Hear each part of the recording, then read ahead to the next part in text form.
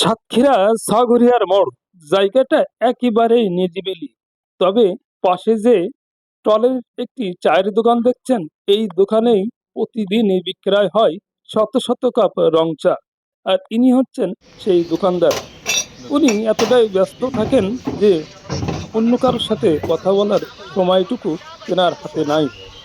নিজের হাতে করে তৈরি করেন তিনি চা এবং নিজেই পরিবেশন করেন। আমার জানা মতে তেনার কোনো হেল্পিং হ্যান্ড নাই। তিনি নিজেই খুবই একজন কর্মদক্ষ মানুষ। আজ সাতক্ষীরা যাওয়ার পথে দুই বন্ধু মিলে চায়ের কাপে চুমুক। বন্ধুর মুখ থেকে শুনুন চাটা কেমন স্যার হয়েছে। স্বাদ কেমন ভাই? এটা কি লাল চা খাচ্ছে নাকি? লাল চা। লাল চার স্বাদ এত ভালো? আলহামদুলিল্লাহ, খুব ভালো। আমাদের জেলার ভিতরে কেমন?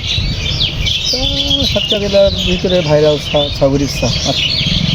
সত্য কথা বলতে আমাদের সাতক্ষীরা জেলায় খুব সুনাম অর্জন করেছে এই লাল চা।